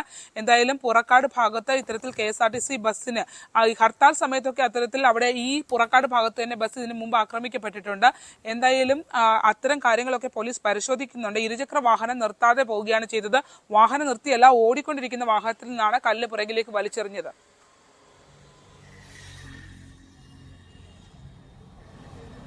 വ്യക്തമാണ്. ശരണ്യ സ്നേഹജനാണ് ആലപ്പുഴയിൽ നിന്ന് വിവരങ്ങൾ നൽകിയത്. ആലപ്പുഴയിലാണ് KSRTC ബസ്സിന് നേരെ കല്ലേറുണ്ടായത്. ഡ്രൈവർക്ക് പരിക്കേറ്റിട്ടുണ്ട്. സംഭവത്തിൽ പോലീസ് കേസെടുത്തിരിക്കുകയാണ്. ഇരുചക്ര വാഹനത്തിലെത്തിയവരാണ്, ഹെൽമറ്റ് ധരിച്ചെത്തിയവരാണ് കല്ലെറിഞ്ഞതെന്ന വിവരം പോലീസിന് ലഭ്യമായിട്ടുണ്ട്. ഏറെ ഗൗരവത്തോടെയാണ് ഈ കേസിൽ പോലീസ് അന്വേഷണം നടക്കുന്നത്. സ്പോട്ട് ലൈവ് ഇനി പരിശോധിക്കുന്നത് മറ്റൊരു വിഷയമാണ്. SFIയെയും VC അടക്കമുള്ള വയനാട് പൂക്കോട് വെറ്ററിനറി സർവകലാശാല ഉദ്യോഗസ്ഥരെയും കുറ്റപ്പെടുത്തി ജസ്റ്റിസ് ഹരിപ്രസാദ് കമ്മീഷന്റെ റിപ്പോർട്ട്. സിദ്ധാർത്ഥൻ മരിച്ച സംഭവത്തിന്റെ പ്രധാന കാരണം വിദ്യാർത്ഥി രാഷ്ട്രീയമല്ല, പക്ഷേ SFIയുടെ ഇടപെടൽ സംഭവത്തിന്റെ ഗൗരവം മറച്ചുവെച്ചു. വാർഡന്റെ ഉത്തരവാദിത്തം നിർവഹിക്കാൻ ഡീൻ പരാജയപ്പെട്ടു. ഹോസ്റ്റലിൽ അച്ചടക്കം ഉറപ്പാക്കാൻ ഡീനിന് കഴിഞ്ഞില്ലെന്നും റിപ്പോർട്ടിൽ പരാമർശമുണ്ട്. ഡാൻ കുര്യൻ ചേരുന്നു വിവരങ്ങളുമായി. ഡാൻ, നേരത്തെ തന്നെ ഈ സിദ്ധാർത്ഥന്റെ മരണവുമായി, ദുരൂഹ മരണവുമായി ബന്ധപ്പെട്ട് SFIക്കും അതോടൊപ്പം VCയുടെ ഭാഗത്തും, VC അടക്കമുള്ള ഈ സർവകലാശാല ഉദ്യോഗസ്ഥരുടെ ഭാഗത്തും വീഴ്ച ഉണ്ടായി എന്ന് കൃത്യമായ വിവരങ്ങൾ വന്നതാണ്. പോലീസിന് അന്വേഷണത്തിൽ ഇതുമായി ബന്ധപ്പെട്ടുള്ള കണ്ടെത്തലുള്ളതാണ്. ഈ ഹരിപ്രസാദ് കമ്മീഷന്റെ റിപ്പോർട്ടിൽ എന്തൊക്കെ കാര്യങ്ങളാണ് സൂചിപ്പിക്കുന്നത്? ഡാൻ. ടോമി, റിപ്പോർട്ടിൽ പ്രധാനമായി എടുത്തു പറയപ്പെടുന്ന കാര്യം പെട്ടെന്നുണ്ടായ ഒരു പ്രകോപനമല്ല, അല്ലെങ്കിൽ കുറച്ചധികം നാളുകളായി സിദ്ധാർത്ഥിൻ്റെ ദുരൂഹ മരണം സംഭവിക്കുന്നതിന് മുമ്പ് തന്നെ അച്ചടക്ക ലംഘനം തുടർച്ചയായി ഈ കോളേജിൽ, ഈ വെറ്ററിനറി സർവകലാശാലയിൽ സംഭവിച്ചിരുന്നു. അവിടെ ഈ ചുവരെഴുത്തുകളുമായി ബന്ധപ്പെട്ട് പ്രത്യേകിച്ച് അശ്ലീല ചുവരെഴുത്തുകൾ പലപ്പോഴായി അവിടെ ഉണ്ടായിട്ടും അതിനെതിരെ നടപടി സ്വീകരിക്കാൻ അധികൃതർക്ക് കഴിയാതെ പോകുന്ന സാഹചര്യമുണ്ടായി.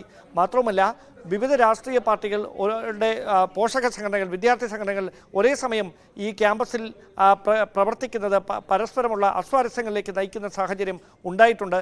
അതിനിടയിലാണ് സിദ്ധാർത്ഥുമായി ബന്ധപ്പെട്ട വിവാദമുണ്ടാകുന്നത്. അതുകൊണ്ട് തന്നെ ഇവിടെ SFI മാത്രമല്ല, അല്ലെങ്കിൽ പെട്ടെന്നുണ്ടായ ഒരു രാഷ്ട്രീയ പ്രകോപനം മാത്രമല്ല ഇങ്ങനെയൊരു സംഭവത്തിലേക്ക് നയിച്ചിരിക്കുന്നത്.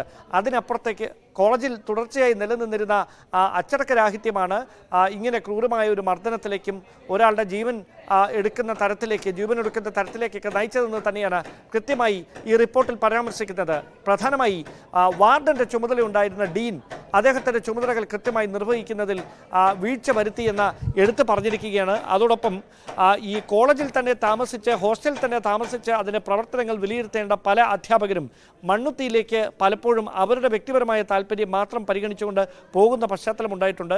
മാത്രവുമല്ല, ഹോസ്റ്റലുമായി ബന്ധപ്പെട്ട പ്രവർത്തനങ്ങൾ എങ്ങനെയാണ് നടക്കുന്നത് എന്നതിനെക്കുറിച്ച് യാതൊരു തരത്തിലുള്ള രേഖകളും അവിടെ നിന്ന് കണ്ടെത്താൻ അന്വേഷണ കമ്മീഷന് കഴിയാതെ പോകുന്ന സാഹചര്യം. അതായത് ഡെയിലി അഡ്മിനിസ്ട്രേഷനുമായി ബന്ധപ്പെട്ട ഹോസ്റ്റലുമായി ബന്ധപ്പെട്ടുണ്ടാകുന്ന പ്രശ്നങ്ങൾ പരിഹരിക്കുന്നതിന് വേണ്ടി ഒരു തരത്തിലുള്ള ആഭ്യന്തര ഇടപെടലുകളും അധ്യാപകരുടെ ഭാഗത്തു നിന്നോ ഡീനിൻ്റെ ഭാഗത്തു നിന്നോ ഉണ്ടായില്ലെന്നും ഗുരുതരമായ പരാമർശം റിപ്പോർട്ടിലുണ്ട്. ഇതിൽ പ്രധാനമായി എടുത്തു പറയുന്ന മറ്റൊരു പ്രധാനപ്പെട്ട കാര്യം, ഈ സിദ്ധാർത്ഥിൻ്റെ മരണം സംഭവിച്ചതിന് ശേഷം അടിയന്തരമായ നടപടികൾ സ്വീകരിക്കുന്നതിൽ ഡീനിൻ്റെ ഭാഗത്തു നിന്ന്, അദ്ദേഹം അവിടെ ഉണ്ടായിട്ട് കൂടി ഡീനിൻ്റെ ഭാഗത്തു നിന്ന് ഗുരുതരമായ വീഴ്ച സംഭവിച്ചു. ആ വീഴ്ചയാണ് സമയോചിതമായ ഇടപെടൽ നടത്താൻ കഴിയാതെ പോയതാണ് വ്യാപകമായ വിമർശനങ്ങൾ ക്ഷണിച്ചു വരുത്തുന്ന തരത്തിലേക്ക് കാര്യങ്ങൾ എത്തിച്ചതെന്നും എടുത്തു പറയുന്നുണ്ട്. അതോടൊപ്പം SFIയെ പരോക്ഷമായി ആക്ഷേപം ഉന്നയിക്കുന്ന തരത്തിൽ ഈ റിപ്പോർട്ടിൽ പറയുന്ന ഏറ്റവും ശ്രദ്ധേയമായിട്ടുള്ളൊരു കണ്ടെത്തൽ എന്ന് പറയുന്നത്, സിദ്ധാർത്ഥൻ്റെ ഈ ദുരൂഹമരണം സംഭവിച്ചതിന് ശേഷം വിഷയത്തിൻ്റെ ഗൗരവം കുറച്ച് കാണിക്കുന്നതിന് വേണ്ടി ബാഹ്യമായ ഇടപെടൽ നടത്തി. ആ ബാഹ്യമായ ഇടപെടലിലൂടെ പ്രതികളെ രക്ഷപ്പെടുത്തുന്നതിന് വേണ്ടി, കുറ്റാരോപിതരായിട്ടുള്ളവരെ രക്ഷപ്പെടുത്തുന്നതിന് വേണ്ടിയിട്ടുള്ള നീക്കം ഉണ്ടായിട്ടുണ്ട് എന്നും എടുത്തു പറയുമ്പോൾ സ്വാഭാവികമായി അത് SFIക്കെതിരെയുള്ള പരോക്ഷമായ വിമർശനം കൂടിയായി മാറുകയാണ്. ഇനി ഏറ്റവും പ്രധാനപ്പെട്ട ഒരു കാര്യമെന്ന് പറയുന്നത് രാജ്ഭവനിൽ പ്രത്യേകിച്ച് ഗവർണർക്ക് സമർപ്പിച്ചിരിക്കുന്ന ഈ ഹരീന്ദ്രനാഥ് കമ്മീഷന്റെ റിപ്പോർട്ടിൽ ഗവർണർ എന്ത് തരത്തിലുള്ള തുടർ നടപടികളായിരിക്കും സ്വീകരിക്കുക, അതാണ് ഇനി ഏറ്റവും ശ്രദ്ധേയമായിട്ടുള്ള കാര്യം. ഏതെങ്കിലും തരത്തിലുള്ള കടുത്ത നടപടികളിലേക്ക് കടന്നാൽ അതിനെ സർക്കാർ എങ്ങനെ നേരിടുമെന്ന ചോദ്യവും ശ്രദ്ധേയമായി മാറുകയാണ്. ടോം,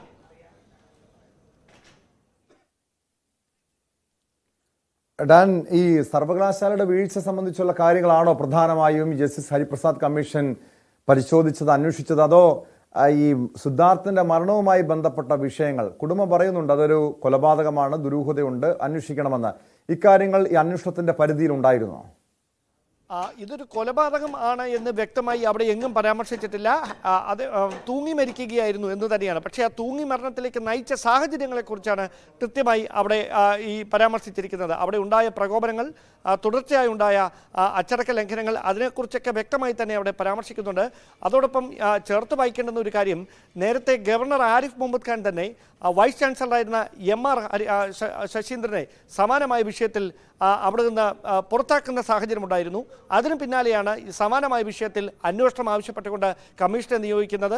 സ്വാഭാവികമായി ആ കമ്മീഷൻ നടത്തിയ അന്വേഷണത്തിലും സമഗ്രമായ അന്വേഷണത്തിനൊടുവിൽ ഇങ്ങനെയൊരു റിപ്പോർട്ട് വരുമ്പോൾ അതിൽ അധ്യാപകരും ഡീനും മാത്രമല്ല വിദ്യാർത്ഥി സംഘടനകളും അല്ലെങ്കിൽ വിദ്യാർത്ഥി സംഘടനകൾക്കിടയിൽ നിലനിന്നിരുന്ന അസ്വാരസ്യങ്ങളും ഇങ്ങനെയൊരു അച്ചടക്കരാഹിത്യത്തിലേക്ക് ഒരാളുടെ ജീവനെടുക്കുന്ന തരത്തിലേക്കൊക്കെ മാറി എന്ന് കൃത്യമായി പരാമർശിക്കുമ്പോൾ കോളേജുമായി ബന്ധപ്പെട്ട സമഗ്രമായ ഒരു പൊളിച്ചെഴുത്ത് അനിവാര്യമാണ് എന്ന് തന്നെയാണ് റിപ്പോർട്ടിൽ എടുത്തു പറയുന്നതെന്ന് പറയേണ്ടി വരും. അതുകൊണ്ട് തന്നെയാണ് ഞാൻ നേരത്തെ സൂചിപ്പിച്ചത്, ഗവർണർക്ക് ലഭിച്ചിരിക്കുന്ന ഈ റിപ്പോർട്ടിന്മേൽ അതിൻ്റെ ഗൗരവം കണക്കിലെടുത്തുകൊണ്ട് തുടർ നടപടികളിലേക്ക് രാജ്ഭവൻ കടക്കുന്ന ഒരു സാഹചര്യമുണ്ടായാൽ സ്വാഭാവികമായി അതിൽ സർക്കാരിൻ്റെ ഒരു ഇടപെടൽ മറുവശത്ത് നിന്ന് ഉണ്ടാകും. കാരണം അതിനെ പ്രതിരോധിക്കേണ്ടത് സർക്കാരിനും അനിവാര്യതയായി മാറും. ആ ഘട്ടത്തിൽ ഏത് തരത്തിലായിരിക്കും ഈ വിഷയം ഇനി അങ്ങോട്ട് ഗതിമാറാൻ പോകുന്നത് എന്നത് തന്നെ രാജ്ഭവനിൽ ഗവർണർ എടുക്കുന്ന തീരുമാനത്തെ ആശ്രയിച്ചായിരിക്കും ഇരിക്കുന്നതും. ടോം,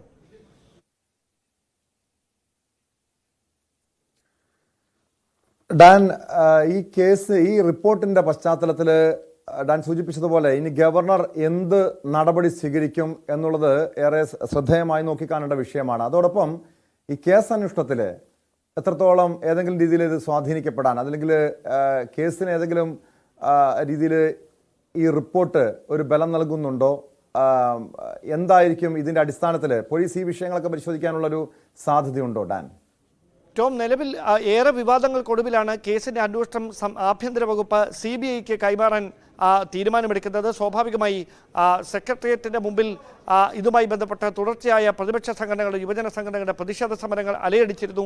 അതിന് വിരാമമിടുന്നതിന് വേണ്ടിയാണ് മുഖ്യമന്ത്രി തന്നെ ഒടുവിൽ കേസിന്റെ അന്വേഷണം CBIക്ക് കൈമാറാൻ ആവശ്യപ്പെടുന്നത്.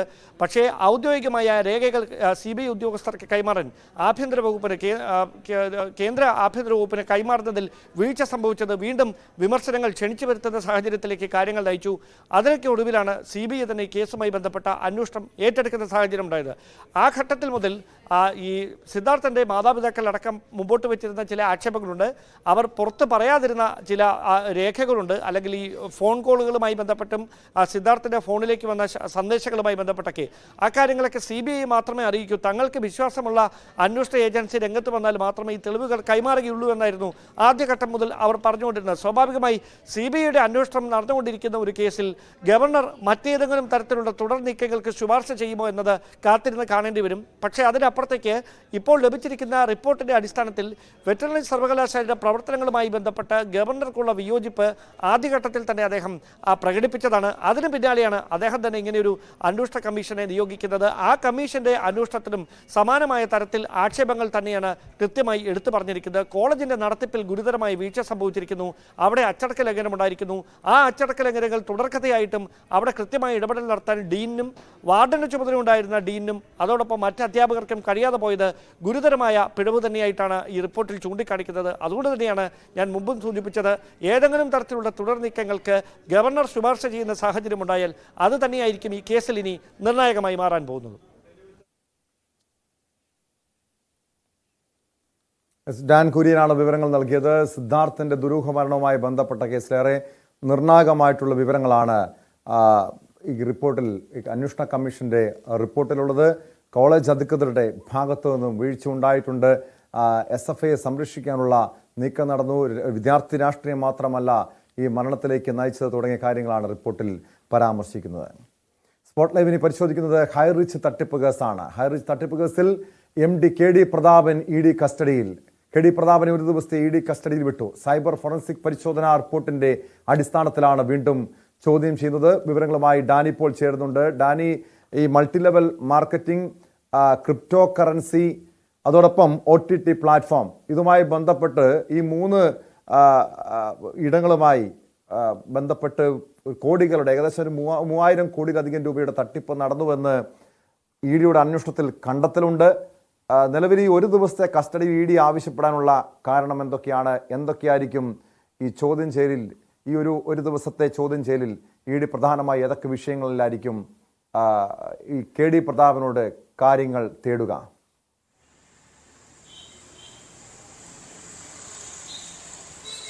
ടോം, ഇതിൽ ഏറ്റവും പുതുതായി കസ്റ്റഡിയിലേക്ക് അപേക്ഷിക്കുന്നതിനുള്ള പുതിയ കാരണമെന്ന് പറയുന്നത് ഇതിൻ്റെ ഒരു സൈബർ വിഭാഗങ്ങൾ നടത്തിയ ഒരു പരിശോധനയും ഒപ്പം തന്നെ ഫോറൻസിക്കിൻ്റെ പരിശോധനയെ തുടർന്ന് ഇവർക്ക് ലഭിച്ച പുതിയ വിവരങ്ങളുണ്ട്. അത് പ്രധാനമായും തന്നെ ഈ OTT പ്ലാറ്റ്ഫോമുമായി ബന്ധപ്പെട്ടുകൊണ്ട് നടന്ന പണം ഇടപാടുകൾ, അതിലേക്ക് എത്തിയ തുക, ഇത് സംബന്ധിച്ചുള്ള വിശദാംശങ്ങളിലാണ് പിന്നീടും ഈ കസ്റ്റഡി അപേക്ഷയിലേക്ക് ED നൽകുന്നതിന് വേണ്ടി പോയത്. 2 ദിവസത്തെ കസ്റ്റഡി അപേക്ഷയാണ് നൽകിയതെങ്കിൽ 1 ദിവസത്തെ കസ്റ്റഡി ആണ് അനുവദിച്ചിട്ടുള്ളത്.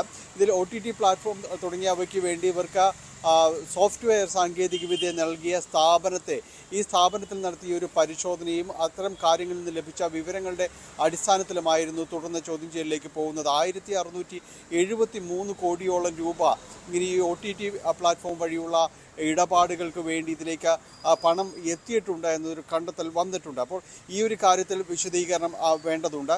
മാത്രവുമല്ല, ഈ OTT പ്ലാറ്റ്ഫോം എന്നത് ഇവരുടെ ഒരു പുതിയ രീതിയിലൊരു തട്ടിപ്പിന് വേണ്ടി മറയിടുന്നതിന് വേണ്ടി മാത്രമായിരുന്നു. പലരെയും ഇതിലെ വ്യാജമായിട്ട് ഇതിൻ്റെ ഒരു ഉപഭോക്താക്കൾ സബ്സ്ക്രിപ്ഷൻ എന്ന രീതിയിൽ തന്നെ അത് എണ്ണം പെരുപ്പിച്ച് കാണിച്ചുകൊണ്ട് ആ രീതിയിലേക്കാണ് നിർമ്മാതാക്കളെ അടക്കം ഇവർ കബളിപ്പിക്കുകയുണ്ടായത്. അങ്ങനെ തങ്ങൾക്ക് വലിയ രീതിയിലുള്ള സബ്സ്ക്രിപ്ഷൻസ് OTT പ്ലാറ്റ്ഫോമിലുണ്ട് എന്നതടക്കമുള്ള കാര്യങ്ങൾ വിശ്വാസയോഗ്യമായ രീതിയിൽ ഇവർ അവതരിപ്പിക്കാനടക്കം കഴിഞ്ഞു. ഇതിലേക്ക് വന്ന തുക ഇവർ ഈ 1673 കോടി രൂപയിൽ നിന്ന് ഏതാണ്ട് 1400-ലധികം കോടി രൂപ പിന്നീട് ഇവരുടെ അക്കൗണ്ടുകളിലേക്ക് അടക്കം മാറ്റിയതായും തെളിഞ്ഞിട്ടുണ്ട്. അപ്പോൾ ഇത്തരം കാര്യങ്ങളിലടക്കം ഒരു വിശദീകരണം വേണം. സംസ്ഥാനം കണ്ട ഏറ്റവും വലിയ ഒരു തട്ടിപ്പ് കേസുകൾ ഒന്നായിട്ട് ഈ ഹൈറിച്ച് കേസുകൾ മാറുകയാണ്. അപ്പോൾ അതിൽ വന്നിരിക്കുന്ന അതിൻ്റെ തട്ടിപ്പുമായി ബന്ധപ്പെട്ട പൂർണ്ണ വിവരങ്ങൾ അറിയേണ്ടതുണ്ട്. ഇപ്പോഴും പല ഇടപാടുകാരും തന്നെ ഈ ഹൈറിച്ചിൻ്റെ ഗുണഭോക്താക്കൾ തന്നെയും പലരും തന്നെയും പൂർണ്ണമായുള്ള ഒരു വിവരങ്ങൾ ലഭ്യമാക്കുന്നില്ല എന്നതാണ് EDയെ സംബന്ധിച്ചിടത്തോളം കുഴക്കുന്നത്. പൂർണ്ണമായും തന്നെ പലരും ഇവരോട് അന്വേഷണ ഉദ്യോഗസ്ഥരോട് സഹകരിക്കുന്നില്ല, വിശദാംശങ്ങൾ നൽകുന്നില്ല. ഇപ്പോഴും അറസ്റ്റായ KD പ്രതാപനും അദ്ദേഹത്തിൻ്റെ ഭാര്യ ശ്രീന പ്രതാപനുമെല്ലാം തന്നെ പൂർണ്ണമായി വിവരങ്ങൾ നൽകുന്നതിനോ കാര്യങ്ങളൊന്നും തന്നെ തയ്യാറാകുന്നില്ല എന്ന പരാതി ED പലപ്പോഴായിട്ട് ഉന്നയിക്കുന്നുണ്ട്. അതോടൊപ്പം തന്നെയാണ് ഇവരുടെ പല ഇടപാടുകാരും ഇപ്പോൾ KD പ്രതാപനെ അറസ്റ്റ് ചെയ്തു, പിന്നീട് കസ്റ്റഡിയിലെടുത്ത് പലതവണ ചോദ്യം ചെയ്തു. പക്ഷെ കൂട്ടുപ്രതിയായിട്ടുള്ള ശ്രീനയെ ഇതുവരെയും അറസ്റ്റ് രേഖപ്പെടുത്താത്തത് എന്തുകൊണ്ടാണ്? കൃത്യമായ ഒരു തെളിവുകൾ ഈ പ്രതാപന്റെ ഭാര്യയ്ക്കെതിരെ ഇതുവരെയും EDക്ക് ലഭ്യമായിട്ടില്ലേ?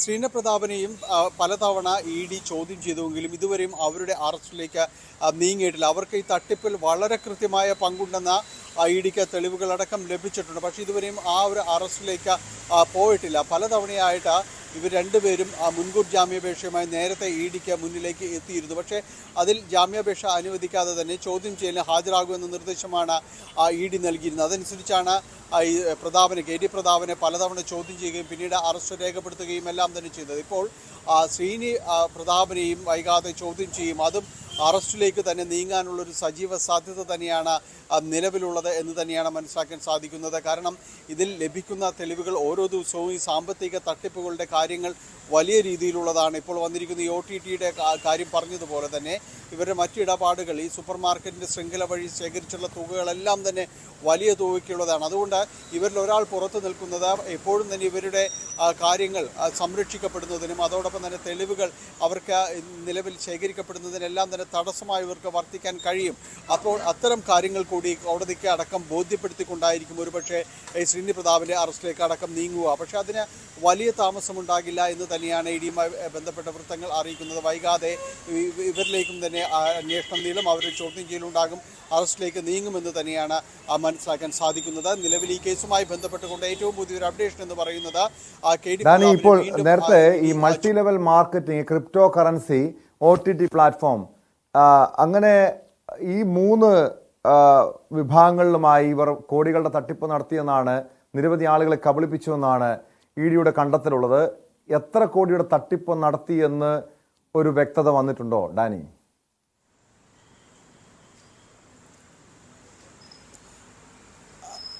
ടോം, ഇതിൻ്റെ മുഴുവനായൊരു വോളിയം എന്ന രീതിയിലേക്ക് ഇതുവരെയും എത്തിച്ചേരാനായിട്ട് സാധിച്ചിട്ടില്ല. കാരണം ആദ്യഘട്ടത്തിൽ പോലീസ് അന്വേഷിക്കുമ്പോൾ ഇത്തരം കാര്യങ്ങളിലേക്ക് ബന്ധപ്പെട്ട് പോകുമ്പോൾ ആദ്യം ഏതാണ്ട് ഒരു 300 കോടി രൂപയിൽ താഴെ നിൽക്കുന്ന ഒരു തട്ടിപ്പ് എന്ന രീതിയിൽ തന്നെയാണ് പോകുന്നത്. പിന്നീട് അതിൻ്റെ വോളിയം വലുതാവുകയാണ്. ED അടക്കം ഈ അന്വേഷണത്തിലേക്ക് വരുമ്പോൾ അവരുടെ റഡാറിലേക്ക് കൂടി ഹൈറിച്ച് എത്തപ്പെടുമ്പോൾ ആ തട്ടിപ്പിൻ്റെ വ്യാപ്തി വർദ്ധിക്കുന്നതാണ് നമ്മൾ കാണുന്നത്. ഏതാണ്ട് 3000-ഓളം കോടി രൂപയുടെ ഇടപാടുകളടക്കം ഇത്തരം കാര്യങ്ങൾ നടന്നിട്ടുണ്ട് എന്നത് പറയുന്നു. അതിൽ ഇപ്പോൾ നമ്മൾ പറയുന്ന പോലെ 1673 കോടി രൂപ ഈ OTT പ്ലാറ്റ്ഫോം സംബന്ധിയായ ചില കാര്യങ്ങൾക്ക് വേണ്ടി ഇതിൽ ഉണ്ടായിരുന്നു. ഇത്തരം കാര്യങ്ങൾക്ക് വേണ്ടി തട്ടിപ്പിനായി ഉപയോഗിച്ചിരുന്നു. ഇത്തരം പണം ഇതിലേക്ക് എത്തിയിട്ടുണ്ട് എന്നതടക്കമുള്ള വിവരങ്ങൾ ലഭിക്കുന്നുണ്ട്. അപ്പോൾ ഓരോ ദിവസവും അന്വേഷണം പുരോഗമിക്കുമ്പോഴും ഈ തട്ടിപ്പിൻ്റെ വ്യാപ്തി വളരെ കൂടുന്നതായിട്ട് തന്നെയാണ് അന്വേഷണ ഉദ്യോഗസ്ഥർ നൽകുന്ന വിവരം. അത് കാരണം ഇത് ഒരു ക്രൗഡ് ഫണ്ടിങ് എന്ന രീതിയിൽ തന്നെ വ്യാപകമായ രീതിയിൽ തന്നെ ഇത് ഉപയോഗിച്ചു. മൾട്ടി ലെവൽ മാർക്കറ്റിങ്ങിൻ്റെ മുഴുവൻ സാധ്യതകളിൽ നിന്ന് തന്നെയാണ് ഇവർ ഈ തട്ടിപ്പ് നടത്തിയത്. അത് ആദ്യഘട്ടത്തിൽ ഇടപാടുകാർക്ക് പണം നൽകുന്നതോടുകൂടി തന്നെ കൂടുതൽ വിശ്വാസ്യതയിലേക്ക് ഇത് വരികയും കൂടുതൽ പേർ അതിൽ ഇൻവെസ്റ്റ് ചെയ്യാൻ തയ്യാറാവുകയും എല്ലാം തന്നെ ചെയ്തു. ആ ഒരു സൂപ്പർ മാർക്കറ്റ് ശൃംഖല അതുവഴി വികസിപ്പിച്ചെടുത്തുകൊണ്ട് മുന്നോട്ട് പോകാൻ കഴിയുമെന്ന് അവർ പൂർണ്ണമായും ഇടപാടുകാരെ വിശ്വസിപ്പിച്ചു. അപ്പോൾ അത്തരം വിശ്വാസ്യതകളിൽ നിന്നുകൊണ്ട് കൂടുതൽ തുക നിക്ഷേപിക്കാൻ അവർ തയ്യാറായി എന്നത് തന്നെയാണ്. സംസ്ഥാനത്തിൻ്റെ പല ഭാഗങ്ങളിലായി ഇത്തരം സൂപ്പർ മാർക്കറ്റുകൾക്ക് വേണ്ടി പണം മുടക്കിയവരുണ്ട്. പലപ്പോഴും ഇതൊന്നും കൃത്യമായി ഇവർ പറയാൻ പോലും തയ്യാറാകുന്നില്ല എന്നതാണ്. കാരണം ഇത് തിരിച്ചു വന്നേക്കാം എന്നൊരു വിശ്വാസ്യത അവർക്ക് നിലനിൽക്കുന്നു. ഏതായാലും ഏതാണ്ട് 3000-ഓളം കോടി രൂപയുടെ ഇടപാടുകൾ തട്ടിപ്പുമായി സംബന്ധിച്ച് നടന്നിട്ടുണ്ട് എന്ന് തന്നെയാണ് അനുമാനിക്കുന്നത്. ടോം,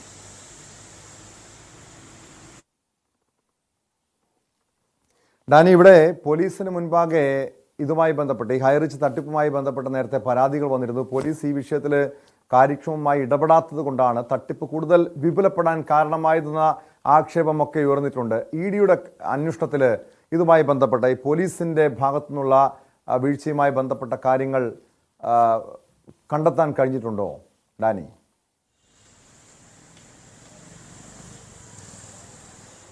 ടോം, ഇതിൻ്റെ ആദ്യഘട്ടത്തിൽ ED ഈ അന്വേഷണത്തിലേക്ക് കടന്നു വരുമ്പോൾ ഏറ്റവും പ്രധാനപ്പെട്ട ഒരു കാര്യം നമ്മൾ ശ്രദ്ധിക്കേണ്ടത്, പലപ്പോഴും ഇവരെ കൃത്യമായിട്ട് ടാക്കിൾ ചെയ്യുന്നതിന് EDക്ക് പല തടസ്സങ്ങളും നേരിട്ടു എന്നതാണ്. പലപ്പോഴും ഈ പരിശോധനകളിലേക്ക് ED എത്തുമ്പോൾ അന്വേഷണ ഉദ്യോഗസ്ഥർ എത്തുന്നതിന് മുൻപ് തന്നെ അത്തരം വിവരങ്ങൾ ഹൈറിച്ച് കമ്പനി ഉടമകൾ അറിയുന്നു. അവർ അവിടെ നിന്ന് രക്ഷപ്പെടുന്നത് അടക്കമുള്ള കാര്യങ്ങൾ പലകുറി ഉണ്ടായിട്ടുണ്ട്. തൃശ്ശൂരിൽ അടക്കം നടത്തുന്ന റെയ്ഡുകൾ ED ഉദ്യോഗസ്ഥർ എത്തുന്നതിന് വളരെ തൊട്ട് മുൻപാണ് ഇരുവരും രക്ഷപ്പെടുന്നത്. പിന്നീട് അവർ ഒളിവിലേക്ക് പോകുന്നു. അവിടെ ഇരുന്നുകൊണ്ട് അവർ മുൻകൂർ ജാമ്യത്തിനടക്കം ശ്രമിക്കുകയും എല്ലാം തന്നെ ചെയ്യുന്നു. അപ്പോൾ പലപ്പോഴും പോലീസിൽ നിന്ന് തന്നെ വിവരങ്ങൾ ചോരുന്നു എന്നൊരു ആക്ഷേപം ഔദ്യോഗികമായി ഉന്നയിച്ചില്ല എങ്കിൽ കൂടിയും അത്തരം ഒരു പരാതി ED വൃത്തങ്ങളിൽ ഉണ്ടായിരുന്നു എന്ന് തന്നെയാണ് മനസ്സിലാക്കാൻ സാധിക്കുന്നത്. ചിലരെങ്കിലും ഇവരെ സഹായിക്കുന്ന രീതിയിൽ തന്നെ പ്രവർത്തിച്ചിട്ടുണ്ട് എന്ന രഹസ്യമായെങ്കിലും അവർക്ക് പരാതിയുണ്ട്. എന്തായാലും അത് വകവയ്ക്കാതെ തന്നെയാണ് പിന്നീട് മുന്നോട്ട് പോകുന്നത്. പിന്നീട് അങ്ങോട്ട് ED അന്വേഷണം മുറുകുന്നതനുസരിച്ച് ഇവരെ സഹായിച്ചിരുന്ന കൈകൾക്ക് ബലം കുറയുന്നൊരു കാഴ്ചയാണ് പിന്നീട് ഉണ്ടാകുന്നത്. പോലീസിൽ നിന്നടക്കം ഇവർക്ക് ലഭിച്ചിരുന്നതായി ആരോപിക്കപ്പെടുന്ന സഹായങ്ങൾ പിന്നീട് ഉണ്ടായിട്ടില്ല എന്ന് തന്നെയാണ് ഉള്ളത്. പിന്നീട് ഇവർ കൃത്യമായി ഇവരെ ട്രാക്ക് ചെയ്യുന്നതിനടക്കം EDക്ക് സഹായമായിട്ടുണ്ട്. അന്വേഷണം മുന്നോട്ട് പോകുന്നതിനടക്കം പിന്നീട് വലിയ രീതിയിലുള്ള തടസ്സങ്ങൾ ഉണ്ടായിട്ടില്ല എന്നാണ് മനസ്സിലാക്കുന്നത്. പക്ഷേ ഈ അന്വേഷണത്തിൻ്റെ തുടക്കഘട്ടത്തിൽ അതൊരു വലിയ തടസ്സമായിട്ട് തന്നെ നിന്നിരുന്നു എന്ന ഇ ഡി വൃത്തങ്ങൾ തന്നെ പറയുന്നുണ്ട്. കാരണം അതിലേക്ക് അതിലേക്ക് പ്രധാനമായും ഉണ്ടായിരുന്ന പ്രശ്നങ്ങൾ ഈ അന്വേഷണ വിവരങ്ങൾ ചോരുന്നു എന്നതാണ്. ഇവരെ തേടിയുള്ള പോലീസിൻ്റെ അന്വേഷണം അവരെ കസ്റ്റഡിയിലെടുക്കാൻ തന്നെ ലക്ഷ്യമിട്ടുകൊണ്ട് പലതവണ റെയ്ഡ് നടത്താനായിട്ട് തീരുമാനിച്ചിരുന്നു. അത്തരം റെയ്ഡുകളുടെ വിവരങ്ങളെല്ലാം തന്നെ പൂർണ്ണമായി ചോരുന്നൊരവസ്ഥയിലേക്കടക്കം കാര്യങ്ങൾ ചെന്നിരുന്നു. അപ്പോൾ ഏതായാലും നിലവിൽ ഇപ്പോൾ അത്തരം ആക്ഷേപങ്ങളില്ല. ആദ്യഘട്ടത്തിലുണ്ടായിരുന്ന ഒരു ആക്ഷേപങ്ങൾ ഈ ഘട്ടത്തിലില്ല. ഇപ്പോൾ അന്വേഷണം മുന്നോട്ട് പോകുന്നുണ്ട്. വൈകാതെ തന്നെ കൂടുതൽ പേരിലേക്ക് അന്വേഷണം എത്തുമെന്ന് തന്നെയാണ് അറിയുന്നത്. ടോം.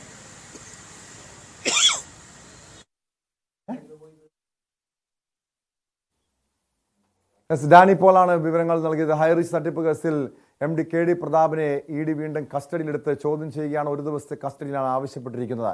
ഇനി സ്പോട്ട് ലൈവ് പോകുന്നത് കോഴിക്കോടേക്കാണ്. കോഴിക്കോട് പുതുപ്പാടിയിൽ നിന്ന് മൊബൈൽ ഷോപ്പ് ഉടമ ഹർഷാദിനെ തട്ടിക്കൊണ്ടുപോയ കേസിൽ കൂടുതൽ പ്രതികൾക്കായി അന്വേഷണം ഊർജിതമാക്കിയിരിക്കുകയാണ് പോലീസ്. തട്ടിക്കൊണ്ടുപോകാൻ കൊട്ടേഷൻ നൽകിയത് വിദേശത്തുള്ള സൽമാനാണെന്ന് പോലീസ് പറയുന്നു. സംഭവത്തിൽ നേരിട്ട് പങ്കുള്ള 4 പേരെ കഴിഞ്ഞ ദിവസം പോലീസ് അറസ്റ്റ് ചെയ്തിരുന്നു.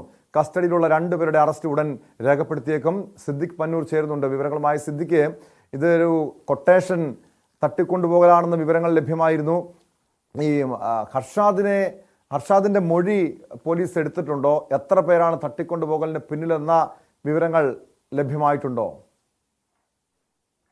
ടോം, ഹർഷാദിന്റെ മൊഴി ഇതിനകം പോലീസ് രേഖപ്പെടുത്തിയിട്ടുണ്ട്. മാത്രമല്ല മജിസ്ട്രേറ്റിന് മുന്നിൽ ഹാജരാക്കിയും മൊഴി രേഖപ്പെടുത്തിയിട്ടുണ്ട്. ഹർഷാദ് പറയുന്നത് 10 പേർ ഈ സംഘത്തിൽ ഉണ്ടായിരുന്നു എന്നാണ് പറയുന്നത്. 2 കാറിലും 1 ലോറിയിലുമായാണ് സംഘം എത്തിയത്. അതായത് ഈ താമരശ്ശേരി അമ്പായത്തോട് പ്രദേശത്ത് പ്രവർത്തിക്കുന്ന ഒരു കോഴി മാലിന്യ സംസ്കരണ പ്ലാന്റ് ഉണ്ട്, ഫ്രഷ് കട്ട് എന്ന പേരിലുള്ള. ഈ സ്ഥാപനത്തിന്റെ കണ്ടെയ്നർ ലോറിയാണ് ഈ തട്ടിക്കൊണ്ടുപോകലിന് വേണ്ടി ഉപയോഗിച്ചത്.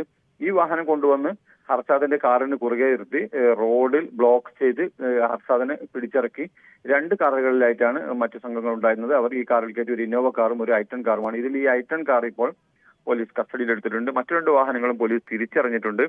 അതായത് 2 പേരുടെ കൂടി, അതായത് 4 പേരെ നേരത്തെ റിമാൻഡ് ചെയ്തതാണ് ഇന്നലെ തന്നെ.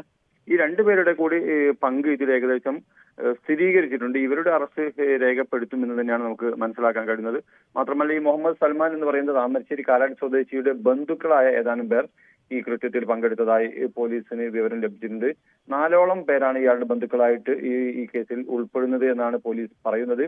ഇവർക്കായി പോലീസ് തിരച്ചിൽ നടത്തുന്നുണ്ട്. ഇവർ ഒളിവിലാണെന്നാണ് പോലീസ് പറയുന്നത്.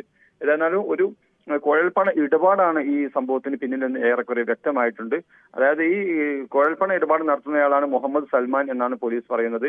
ഇയാളുടെ സംഘത്തിന്റെ പണം പലതവണയായി ലക്ഷങ്ങൾ ഹർഷാദിന്റെയും മറ്റും പേരുള്ള അക്കൗണ്ടിലേക്ക് നിക്ഷേപിച്ചിരുന്നു.